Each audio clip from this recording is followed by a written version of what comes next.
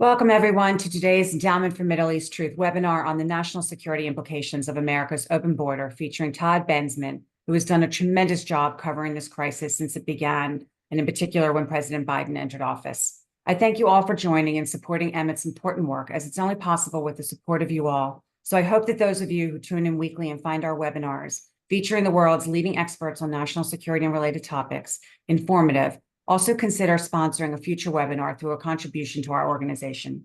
It's your assistance that allows us to continue our important work on the Hill to fight the battle to ensure a safe and secure Israel and Middle East and strong U.S. national security. Today's webinar will be recorded for future viewing, and I encourage everyone to share the link once it's been sent out. If you have any questions for our speaker, please feel free to use the Q&A function at the bottom of your screen to submit a question, and I'll try to get to as many as possible a bit later in the program. Please limit your submissions to a brief question only. Todd Bensman, a two-time National Press Club award winner, currently serves as the Texas-based Senior National Security Fellow for the Center for Immigration Studies, a Washington, D.C. policy institute, for which he writes and speaks about the nexus between immigration and national security. He frequently reports from the southern border in Mexico and in Latin America. He has testified before Congress as an expert witness and regularly appears on radio and television outlets to discuss illegal immigration and border security matters. He writes about homeland security and terrorism for numerous media outlets, serves as a writing fellow for the Middle East Forum, and teaches terrorism, intelligence analysis, and journalism as a university adjunct lecturer. He's also the author of two books: the 2023 book, Overrun, How Joe Biden Unleashed the Greatest Border Crisis in U.S. History, and also America's Covert Border War, the untold story of the nation's battle to prevent jihadist infiltration. You can learn about Todd's extensive experience on our website, but I urge you all to follow his very important work at the Center for Immigration Studies website and at Todd's personal website. Welcome, Todd, and thank you for joining us this afternoon. Great to be here. Thank you for having me. Doing the best I can in a hotel room here. Well, we appreciate it, Todd. I know how extremely busy you are covering these very important issues. But I wanted to start by asking you to give the audience an overview of how dire the situation is on our southern border. It seems to me that other than you and Bill Malugin at Fox, no one is reporting regularly on the shocking number of illegal immigrants flocking into the country, which includes not just citizens from Latin American countries, but also people from the Middle East, South Asia, and North Africa, including jihadists. While I know you could spend the entire hour just discussing this one topic, can you spend a few minutes sharing with our audience some stats on how many migrants may have entered the country illegally since Biden entered office, the demographics of those entering, whether children, adults, families, single males, et cetera? And also if you can touch on gotaways, because I was reading a report that indicated that there were more gotaways in fiscal years 2021 through 2023 than the entire decade of fiscal years 2010 through 2020, which I think helps to put this in perspective in terms of the massive increases since Biden entered office. Sure. Well, for starters, this is the greatest and worst mass migration crisis in American history by all metrics, just objective metrics. The numbers coming in, the diversity of the nationalities, the numbers of gotaways, just absolute collapse, complete and total open border collapse happened in America for the first time ever, really. I also think that this may be the worst mass migration crisis in modern history anywhere in the world. I'm at pains to find another case that's even close to this in terms of just raw numbers. For the last, it all, by the way, is traceable to about noon on Inauguration Day 2021. That's literally when this started, right after the swearing in of Joe Biden and the immediate implementation of a menu of policies that were very forgiving and lenient and enabling for all these millions of people to start pouring in that day. I want to say that as of today, we have probably had about 10 million, minimum 10 million crossings and attempted crossings some successful, some not. But of the 10 million, we think that probably over at the Center for Immigration Studies that 6 million are successfully inside the country permanently to stay, or at least until somebody roots them out and deports them, which is a tough challenge because there are just so many millions now. Facts on the ground. These are people who are coming in a multitude of ways, most of them illegally between ports of entry on the land border from Tijuana to Matamoros, or San Diego to Brownsville, the entire border, California, Arizona, New Mexico, Texas. And also, in addition to the illegal entries that we know about, that where they often are encountered by Border Patrol or they turn themselves into Border Patrol, the administration has created these other programs that are quasi-legal, under challenge in the court system, where they are authorizing the scheduled illegal entries over the land bridges and by flights. There are probably about, these normally don't get counted in the illegal crossing numbers. That's by design. They don't want to count them. But we're pushing about 1 million of those kind of entries in addition to the illegal crossings between ports of entry. So those are coming in at about the rate of about 60,000 a month through these parole programs, the flights. The administration says these aren't illegal crossings; they're legal because we permitted it. So To be there's clear, Todd, I don't mean to interrupt, but just to be clear, so Biden is actually flying in immigrants that they're are, they're authorizing them to fly in. They're not actually spending the money to fly them in. They have to pay for their own tickets, but they're giving them the permission to fly into 45 different American airports from 77 countries around the world directly. That's in addition to the people that are being allowed to be escorted over the land bridges from Mexico into the United States. That part of the border crisis, the American public can't readily see because it's happening inside airports and nobody knows, like you can't tell them apart from anybody else, or walking across land ports through land ports and they also blend in and you can't see. And then we have, as part of the 10 million, about 2 million that we know got away scot-free into the interior. So we've never had numbers, just to give you an idea, in the over the last 20 years, on average, we've had maybe 300 or 400,000 attempt to enter the border, and a smaller numbers of them actually got to stay. Now we're usually in the 2.5 million a year to 3 million a year, and even more than that if you count the gotaways. So the numbers are just, 5 times, the annual numbers are 5 times what they've ever been, just to put that in perspective. So that's kind of a quick yeah, thumbnail yeah. of what's been going on. Yeah, I mean, I think that people generally are focused on Latin American immigrants that are coming over the border. And I'm gonna ask you a little to discuss Chinese nationals and whatnot a little bit later, but can you just maybe for a second run through some of the countries, because I don't think people realize where they're coming from. I mean, Right. Now, the border influxes of past have usually been Spanish speakers, Mexicans. Your grandparents' mass migration crisis were Mexicans, and Central Americans. But this one, more than 50% or close to 50% are from other than Central America or Mexico. They are from 170 other countries around the world. And that means, every nation of the Middle East, every nation, Muslim majority nation in former Soviet Union, all the Soviet former republics, um, people from every nation on the continent of Africa. I can't think of one that's not been represented down there. Really, the entire world is on the march here, from China, more than we've ever had of Chinese.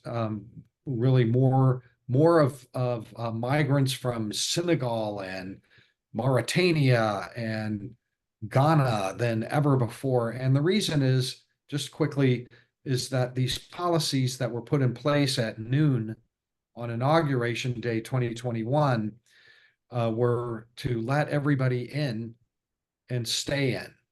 And when word of that the Americans have opened the gate spread throughout the world, the entire world came marching, of course, like we predicted that would happen.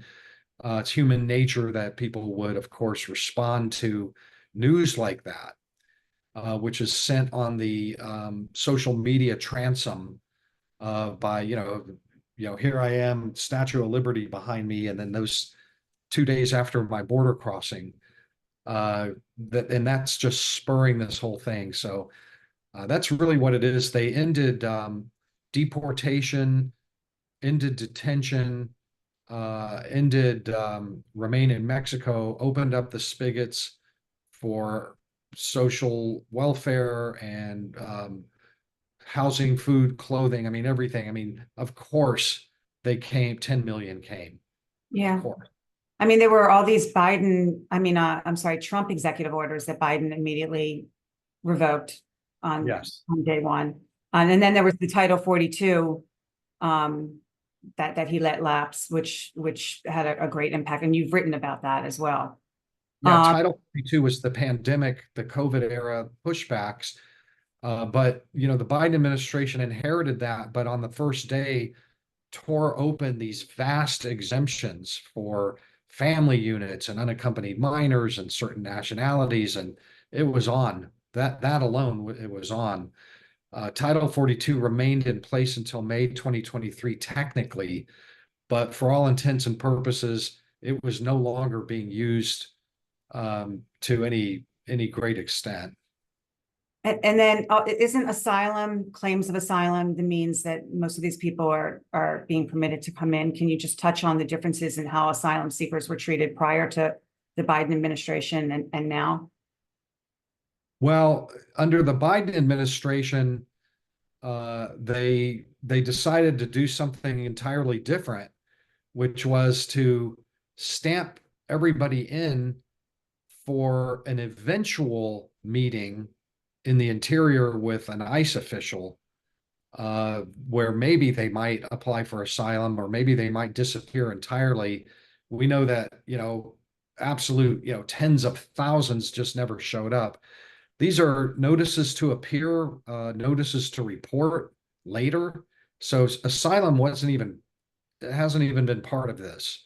It's just everybody gets in, and we don't care whether you're applying for asylum or not. We'll assume you are, but we don't care. We're not asking, and you're not telling about asylum. And that's how the vast majority of these millions have entered. They just stamp them in with a pinky finger handshake kind of thing that, Scouts honor, that will self-voluntarily report into the authorities sometime later.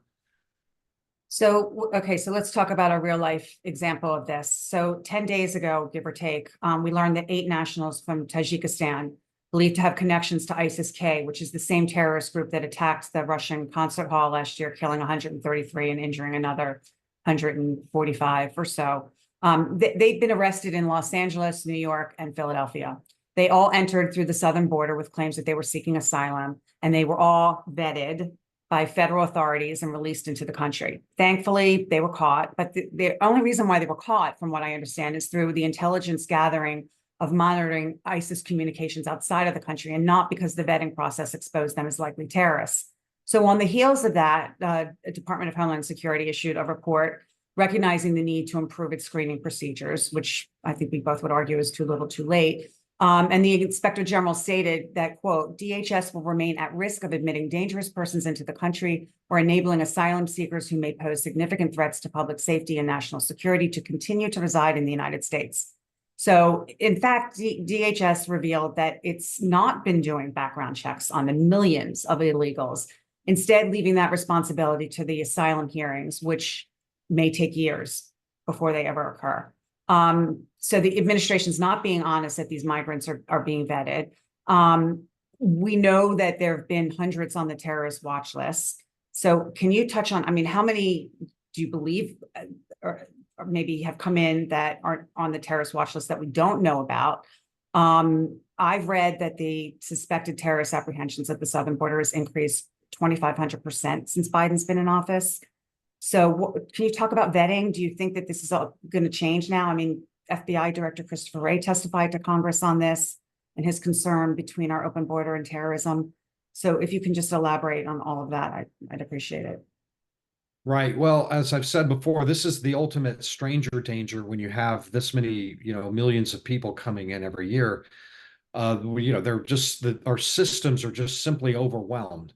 We just can't do what we're supposed to be doing down there and what we always have been doing since 9/11. Now, the way that works, it's the way it's supposed to work is like this. Illegal alien comes in from one of 40 special interest countries where terrorist organizations operate. Those are called special interest aliens in official government nomenclature.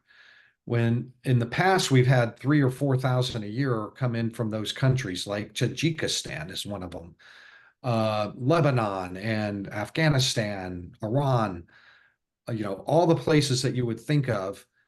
Jordan, if they were to come through the border, they would be immediately tagged as special interest aliens, put over for secondary inspection in detention, and the FBI or intelligence officers would come in and spend an inordinate amount of time, as much as they needed, to do eyeball to eyeball interviews with them and go through their pocket trash and call their home country if they're friendly, or call the Five Eyes if they see if there's any intel on these guys in the classified realm, to try to figure out something about who they are, because they're total strangers.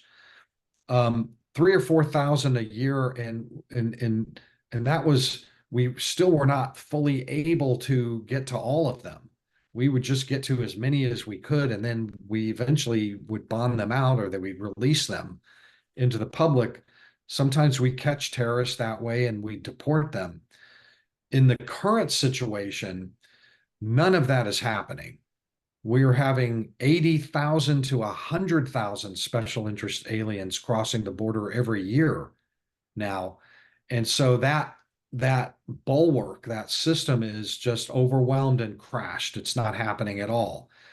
The most that we do is we will run their names that they give us through a database, and maybe their fingerprints if we have time, for criminal history, and to see if they flag on a terrorism watch list. And if they do flag on a terrorism watch list, we will detain them. To date, 360 since inauguration have flagged on that watch list, whereas in the past, 3 a year or something, or sometimes none a year. 360, we had 169 last year alone, to give you an idea of the proportion. Then, of course, you have 2 million gotaways, and we have no idea whether, I just axiomatically assume that special interest aliens who are on the terror watch list definitely got through and they're in the interior. I'm just going to assume that that's the case, because the odds are just too great that it didn't happen. So they're in the country too. But I mentioned earlier, so those you can kind of get, well, they're flooded down there. They can't go in and interview 80,000 special interest aliens. But the real problem that is just kind of outrageous on the vetting issue is, I mentioned earlier that there are these special parole programs where they're flying them and they're bringing them in over the land ports with using a cell phone app, in which they have to give their name well in advance, and their fingerprints and their biometrics well in advance of their approval by DHS.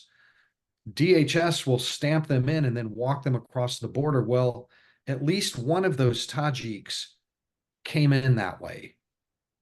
A CBP-1 cell phone app approved in advance by the Department of Homeland Security, and then later somehow became a terror suspect and got rolled up with the other eight. And there's some speculation, informed speculation, that more than one came in under the CBP-1 land bridge parole program.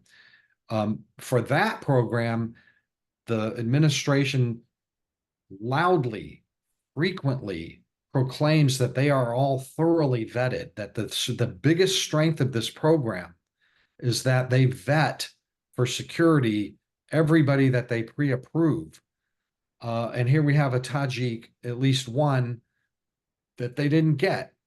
And I'll tell you this, I'm in the middle of writing this up. Probably by the time this your recording goes live, I'll have this out in the Daily Wire, which is that our data that we got through a FOIA request shows that there are at least 1,000 other Tajiks that were let through in this way, from Kazakhstan, from all the stands, from all the special interest countries, from Afghanistan, from Iran, from Egypt, from every Middle Eastern country and every Muslim majority country, just about, like more than 20 of them anyway, have been allowed to cross by the thousands, not a few, but like 10,000 crossed in this way. I have reported that their names do go through an extra layer of classified database checks. But if you're not already in the system, you're going to get an all clear.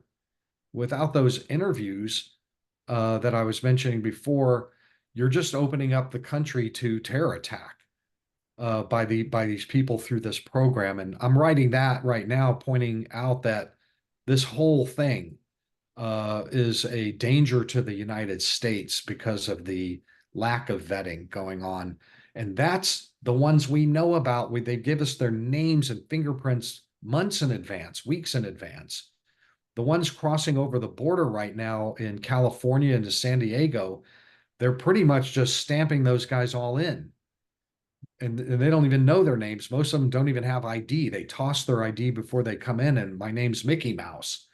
And then we're still stamping them in, and they're from all the special interest countries: Egypt, Iran, Mauritania, Somalia. They're pouring into California right now. Yeah, I mean, there was just a Border Patrol memo, I think, that was disclosed in which they said that they're not vetting anybody coming across the San Diego sector.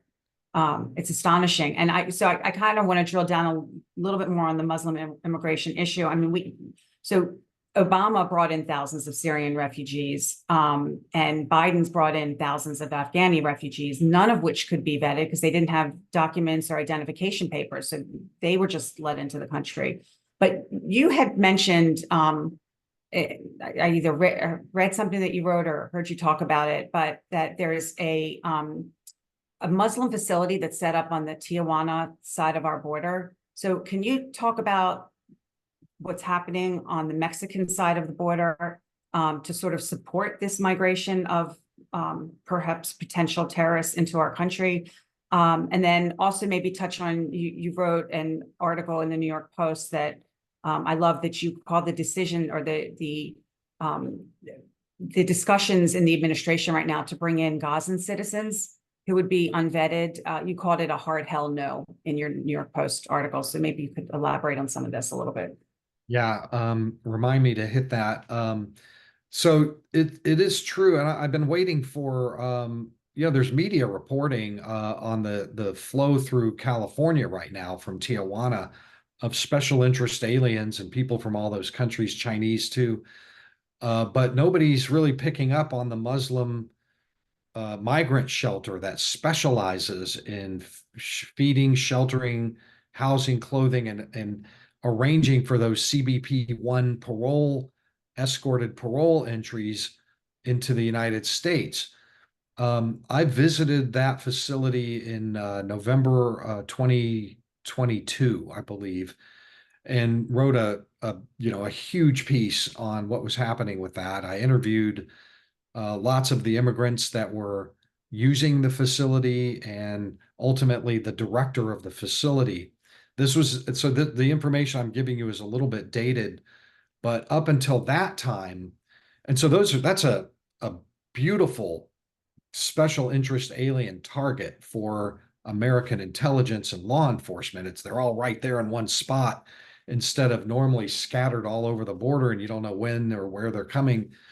So I decided to go there and investigate like what are the Americans doing with this thing? Because in my day, when I was in intelligence, like we'd be all over that thing, like white on rice. So I asked the director of the Muslim shelter there, uh, has anybody ever reached out to you from the American side about any of this? And the answer at that point was no, I've never heard a single thing. I checked with my intelligence sources on the San Diego side, and they told me that they were not allowed to do any intelligence work with that facility at all because it was a humanitarian operation. I reported that. The woman in charge of the facility, to her credit, said, I keep all the documents, copies of all the records and documents of everybody who stays here. And there are people that come through here that I suspect as being radical. And if anybody on the American side were to ever call me, I would give them everything I have. I don't want a terrorist coming through here any more than anybody else. I did hear that subsequent to my article, that the administration shifted its position on this place and we're now doing operations, intelligence operations as a result of my article. But of course, that's secret squirrel stuff. So, I didn't even bother to ask what they were doing. I don't want to know. I don't want anybody here to know. I don't want them to know. But I'm I, I'm suspicious that anything that they're doing has been sustained, or that it's very effective because of just the sheer numbers of special interest aliens moving through that sector, the San Diego sector. I just don't see any way for anything to come of surveillance of that place. You have to detain them on our side, or you have to have the Mexicans pull them out and do things. Maybe the Mexicans are. So that's the Muslim migrant shelter. You can find my reporting on that. Just Google my name and Muslim migrant shelter, and it'll pull up. I've Yeah. got video and my whole written report, like from late 2022. I do intend to go back. I got to get back there because I'm the only one still to date that's ever done a report on this place. And I am a little bit surprised. Like, I didn't think I had to go back. Like, after my piece, surely everybody would do that story, but nobody ever did to this day. And what was your other question that was Well, I part of? had just touched on the fact that the administration is now talking about bringing Gazans in, and we know that we can't vet if we didn't vet the Afghanis that we brought in or the Syrians that we brought in. We're not vetting anybody coming across the border. Yes, stupidest idea I've ever heard. I'm hoping that the administration was just floating the idea to see what kind of opposition might come out. And that's when I wrote that New York Post piece, because I wanted them to see that there was opposition, and I wanted to kind of direct a little bit the agenda of opposition to this, which is based on the fact that Gazans Gaza is a unique strip of territory in that because it's so isolated and enclosed, the Egyptians won't let anybody out. That the terrorist group Hamas for 20 years now has been indoctrinating from cradle to grave everybody in that territory, like 100% of all the children in their schools, in their summer camps, in the mosques, at home, in the ideology of violent radical jihad. And so even the children are potential suicide bombers. The women are suicide bombers. They do it all the time over there. And certainly the men, whether they're fathers or not, they believe that martyrdom leads to paradise for your whole family. And so just in that one strip of territory, that's like a hard hell no for sure, because you're getting even the children can't be trusted. That's one of the few places on earth where the children are suspect. Yeah, I mean, do you have a sense? So you had actually written, I think it was 2 years ago, about the plot to assassinate George W. Bush by an Iraqi illegal. Um, there's been a number of other incidents that have been thwarted. Do you get the sense that these are lone wolf operatives, or are they operating in groups? I mean, I think of the 9/11 terrorists. There were 20 of them. Do you know how these jihadists operate, or whether there are cells already in the country, whether they're reconstituting? I mean, ISIS and Al Qaeda are reconstituting out of the country, but do you think they're constituting cells within the country? Well, up until now, until this border crisis, my answer would be that, we've gotten good at counterterrorism in this country. We break up these big cells. It's now, if you're in a cell, a jihadist cell, your risk of getting caught because of the size of your cell is far greater than it was before 9/11, because we've got intel everywhere. And, if you see something, report something and that sort of thing. And so terrorism in the United States was greatly disaggregated, so that the kind of terror attacks that we were seeing would be like lone offenders. The guy that drove a truck along the bike path in Queens a few years ago and slaughtered all those pedestrians and recreationalists there, or the couple in San Bernardino that slaughtered 14 Californians and went on this crazy rampage. And it was just the two of them and one other guy that provided them with weapons. That kind of small cell stuff is what we see in the United States. We also saw that sort of thing in Europe after 9/11 too, where they were breaking up cells and everything. But then Europe had this mass migration crisis in 2014, 15, and 16, through which the Syrian based ISIS, their external operations division, purposefully infiltrated huge teams of terrorists right into the heart of Europe, where they just went on to do coordinated large scale terror attacks on like Paris, where they killed 130 people and wounded 700 others in coordinated attacks in Brussels a few months later in 2016. And then so now we have these Tajiks that look like it was a pretty large cell trying to maybe replicate. And I think that the situation, that tells me that maybe the situation's changed with the mass migration crisis, that they're coming in. I'll see you in a month and a half when I get in, then we'll hook up in different cities and start working. So I am more worried today, more than I was before, about large cell terror attacks in the United States because of the open border and all those policies, and the fact that they know that it's a good way in. You mentioned the assassination plot to kill George Bush.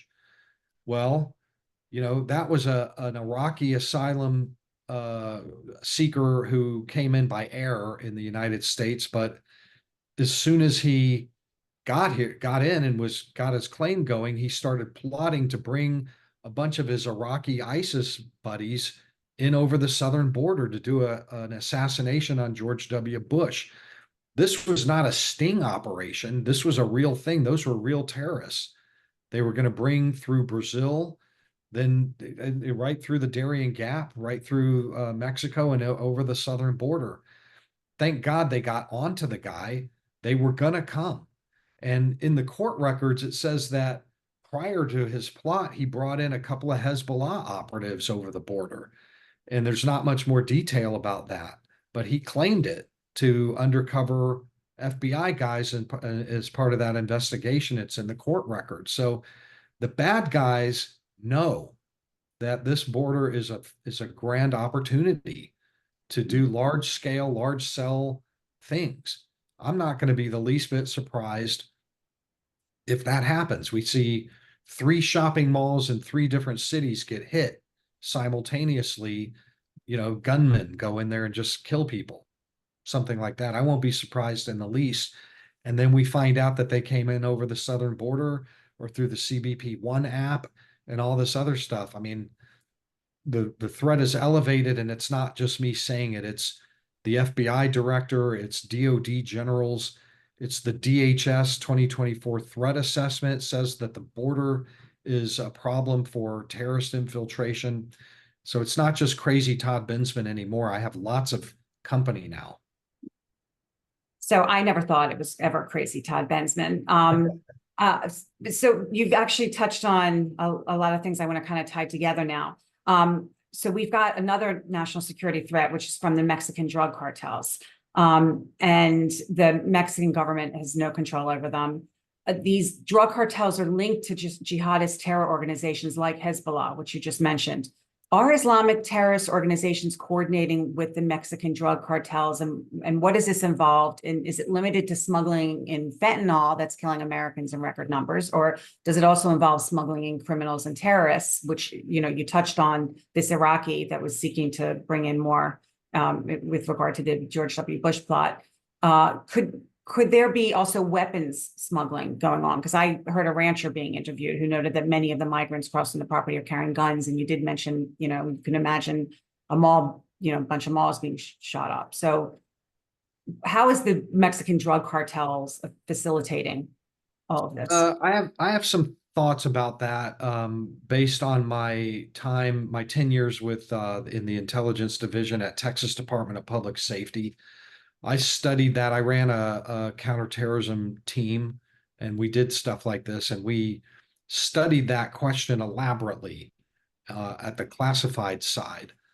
I'll just say this. What I can say is that I am not a believer that terrorists, jihadists from the Middle East or Iran are actively collaborating with cartel leadership to move operatives or anything like that. They no doubt pay smugglers that are connected to the cartels, but I don't think the smugglers know or care who they are. They're just like another migrant handing them $500. That to me is not coordination or collaboration. Some people will say, oh, that's collaboration and coordination. I just don't think that that's happening. And at least it wasn't up until 5 years ago. Who knows? Maybe now, when I left, maybe now something like that is happening. Now, there is and was coordination and collaboration like that further south in South America, where local organized criminal gangs are working hand in glove with Hezbollah. But that seems to mostly be revolving around drug trafficking activity and counterfeit products and merchandising kind of activity and money laundering and things like that. Not to say that they couldn't also help get some operatives in, but there's a couple of problems with the whole scenario. One is that, Hezbollah, for example, they're very tight knit and smart intelligence wise. And they're not going to openly do big business or, collaborate with untrustworthy infidels who are Catholic or Santa Muerta or any of that weird stuff. They're just not going to give them the family secrets for a couple of reasons beyond that, which is that they always get busted, and they'd be happy to trade on that information about the terrorists to get free. So and vice versa, the cartels, as terrible as they are and money hungry, have shown over time that they are absolutely not interested in helping terrorists, at least not wittingly. They're against terrorism and terrorists because it's bad for business. If it comes out that there was close coordination at the leadership level or whatever, we are going to go to town on them and they know it. So I don't really think that's a thing. And I forget the rest of your other part Yeah, of your. that's no, you covered that. So and you did mention criminal gangs. So I want to turn away from terrorism, which is my greatest concern. I mean, we've also got child labor, human trafficking, the fentanyl crisis, but I want to turn to the issue of crime. We have no idea how many criminals, regular or good old-fashioned criminals, have also flocked in, whether gang members, murderers, child rapists. I've read that Venezuela has opened up its prisons and mental institutions to send its criminals and psychologically unwell into the US. The tragic murder of Laken Riley, I think, is the most known example of an illegal migrant with a known history of violence and criminal behavior, murdering an American citizen. But there are so many examples of criminals acting illegally against US citizens. There was an attack on NYPD officers by a Venezuelan man who had entered the country illegally, but who was released, and whose immigration case was actually dismissed and closed just before he shot the officers. There's the arrest this week of an illegal migrant from El Salvador who's accused of raping and murdering a mother of 5 in Maryland. He had connections to street gangs and violent histories, that included a homicide, I believe. And then there was also yesterday's arrest of a machete-wielding illegal immigrant from Ecuador who is accused of raping a 13-year-old in a Queens Park. So is it possible for us to even track down all these criminals? And do you have a sense of how many of the, I'm sure you don't have an exact number, but how bad is it with MS-13 and other gang members that might be reconstituting in the US? And how concerned should we be about this, what's seemingly escalating crime wave? Well, to start with, only Texas and now I think Florida track criminal arrests by immigration status. They don't, most 48 other states do not even bother to track it that way. So unfortunately, we just can't know the extent of the problem because the powers that be explicitly don't want to know that. It's political, it's politicized. We don't want to know how bad that is. But Texas does provide a pretty good database. I don't have the numbers in front of me on that, but they're public. If you go to the Texas Department of Public Safety and look up, criminal aliens, you'll get all their reporting, and it's just tens of thousands, hundreds of thousands over the years of violent criminal activity and drug activity, and the ones that we put in prison that are incarcerated, it's all there. And that's one state. It is horrific and scary. If you just look at the one state, I think Florida just required it. So it's too early really to figure that out. So this is just kind of anecdotal. If you're talking about nationwide, nobody really wants to know that except people like you and me. But having said that, I believe it just doesn't make sense to not believe. You have to at least assume it so that you can be prepared that we have imported in this mass migration crisis incredible numbers of criminals and violent offenders from all over the world. We've done it because they keep popping up everywhere. I'm in the middle of a project right now where I'm tracking the DHS press releases of the terrible people that they've caught, and they're so proud of it, they put a press release out. Well, that's a data pool in my view. I mean, they're press releases, but it's government information, rare government information about the terrible human beings that we're catching at the border. And it's selection bias. I get it, but like an incredible number of gang members that they just catch. I mean, like probably the most criminals that we're catching down there are gang members from South America, Latin America, Central America, but also pedophiles, sex offenders and rapists. I guess maybe the press release writers are, they zero in on those, but my God, it's disgusting.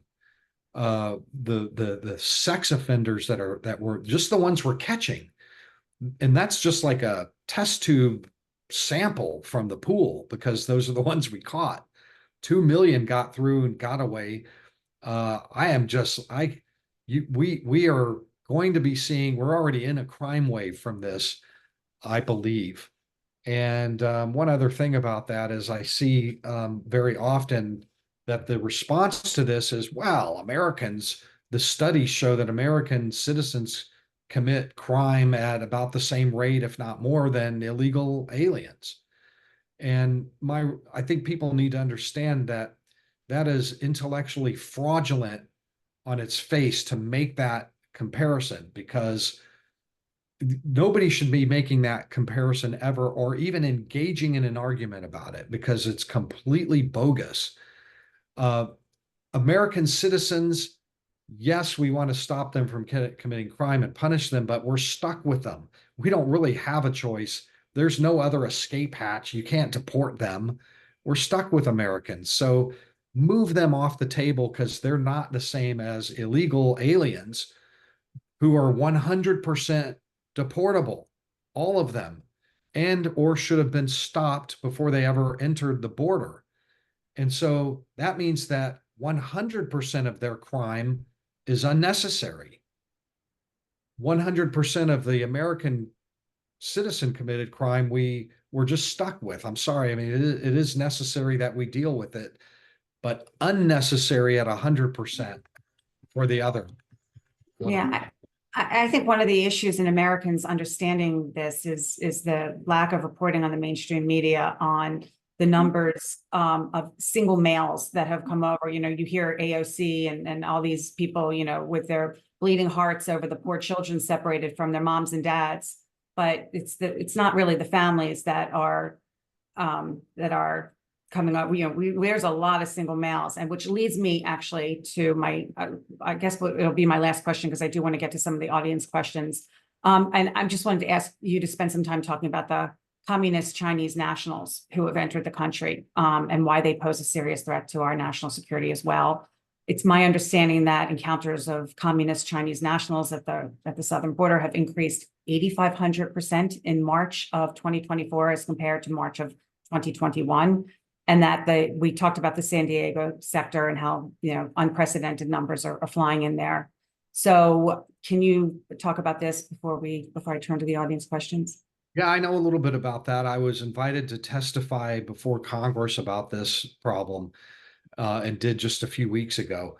Um, we've had probably close to 60,000 Chinese cross the border in the last 3 years. The majority of them, or more than half of them, just in the last 6 months. So the rate at which Chinese nationals are crossing our southern border is extremely high, unprecedented, just like all the nationalities. Every record, every nationality that's come in here has broken all the records of their fellow citizens crossing the border. Yeah, the Chinese are coming through in huge numbers.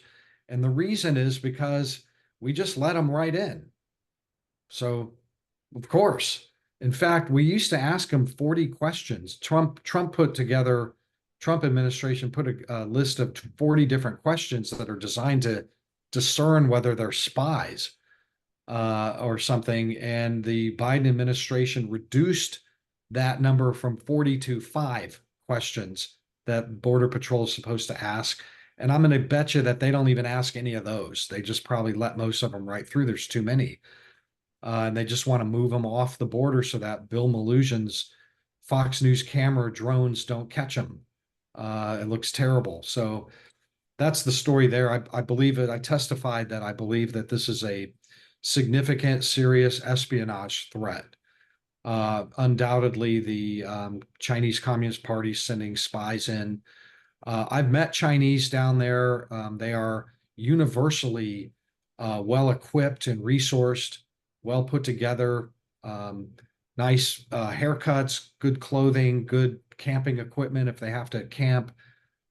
staying in all the best hotels, flying. These are not economic migrants by and large. They're probably people that just, hey, the door's open. We want to live in the United States and upgrade our lifestyle. Our friend Claire Lopez asked whether you can tell us about China's assistance to illegal aliens for getting into the US. There's a group called American Self-Guided Tour Channel in Mandarin on Telegram. And this channel is run by someone spreading CCP propaganda. Do you have any thoughts on that? Yes, there's a ton of, well, the way illegal immigration works now is it's all done by social media, chat, encrypted chat rooms, and Facebook pages, and live time intelligence from like family members and friends saying, I just got in, here's how you do it, here's where you go. And the smuggling train from China to here is a big money maker now. So there are people out there that are cashing in on facilitating movement. Uh, Chinese typically will come into like Ecuador or Brazil or something first as tourists. We're going to go see the Galapagos Islands, but then they can plug into these networks that then will put together a vacation package for them to get to Cancun, and then another package to fly from there to Tijuana, and they'll fish them out of the airport and help them cross over. And here, that's the way to go. Just go 500 yards over there and you're in. That sort of thing. So there is a lot of that going on. The extent of CCP involvement, like open involvement in that, I'm skeptical that they don't need to be open because they're the spy masters, right? They can do it without being open in a on a Facebook page or in a Telegram chat room with thousands of people in it. Um, and in any case, they don't even really need to be involved. They can just say, all right, Agent X, go to the United States over the border, figure it out. And it's easy to figure that out by just going to the chat rooms. Anybody can figure this out. You almost don't really need professional smugglers most of the way to the border anymore because everybody just knows where to go. Go to this town, turn left. There'll be a guy there for $50 who will take you through this, a few miles to this other spot. And for another $50, you can. So that's kind of how that works. Do you have any thoughts on Biden's recent executive order? I guess he finally discovered that he does have a pen he can use. It permits 2,500 illegal immigrants in a day on average over the course of a week. So while he's claiming it's so wonderful, I mean, 2,500 a day sounds awfully high. What are your thoughts? Well, I think a lot of people make the mistake of taking that seriously. And so the premise of the question is that like it's a serious, like it's real, and it's just not. The thing is just riven with all sorts of loopholes, and like, we're going to be really mean to you unless you say some magic words, and then we're going to let everybody in. I'm still kind of waiting for the sympathetic liberal media organs to go into Mexico and find a victim of this that got deported, and to like show them crying about how terrible this is. They were this close to the American dream, but the fact that we're not seeing feature stories about that just confirms what we all suspect, and the numbers show that they're not really deporting anybody, nor will they ever under this thing. So it's window dressing. I'm not sure why they put it out there like that, but it's not serious at all, in my view. Yeah, thank you. It doesn't seem serious, and it doesn't seem like it's being enforced in any way anyway. Somebody asked where they all are going. Why can't they be rounded up from the bigger cities? Like, I mean, they're going everywhere. They can go wherever they want. Typically, they'll join family members that are already here that came in earlier. People that are that have work for them or jobs, or sometimes if they don't know where to go, they'll go on their social media apps and figure out which city is giving the most stuff. Rent, food, housing, everything you want, everything you need, they'll go there and partake. They're everywhere. They're going everywhere. They're in all 50 states. And not just the big cities whose mayors are screaming the loudest, New York and Chicago, Boston, they're going everywhere. You can find them everywhere. I mean, I live in Westchester County, and I remember years ago hearing that Biden was in the middle of the night flying them into Westchester. Um, eh, Yes, I remember that. in the Yeah. middle of the night to try to, hide it from people. Um,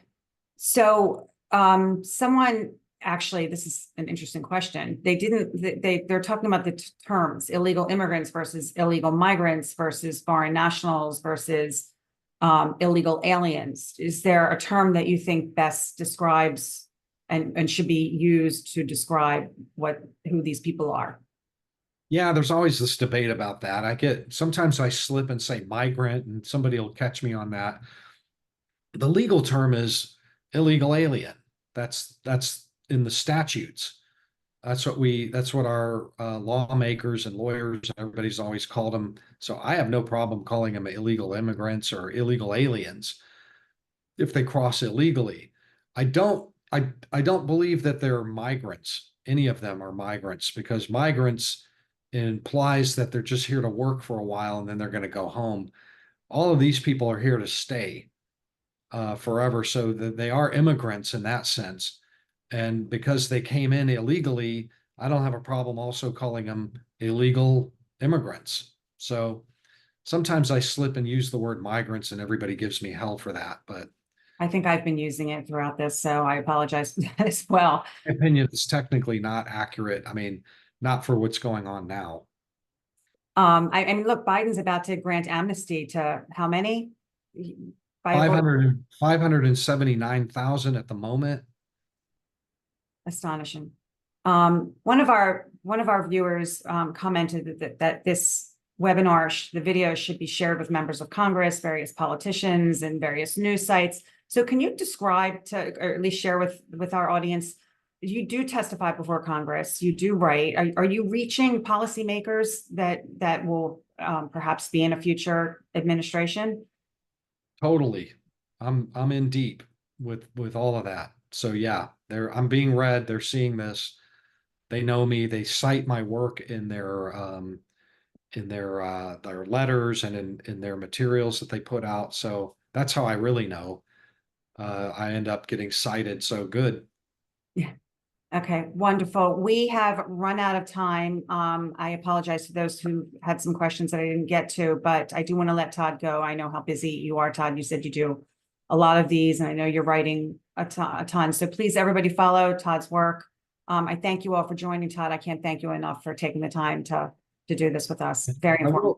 I will mention this, that if you want to the best way to keep abreast of my work is to go to my website, toddbensman.com, and I have a free newsletter. And whenever I write something, I'll put that newsletter out and say, hey, I just wrote this. So here's a thing if you want to track that. My newsletter at toddbensman.com. And my website also has all my social media, the way to get to my social media as well. Terrific. Again, thank you very much. And thank you, everybody. Have a good afternoon. Bye-bye. Thank you.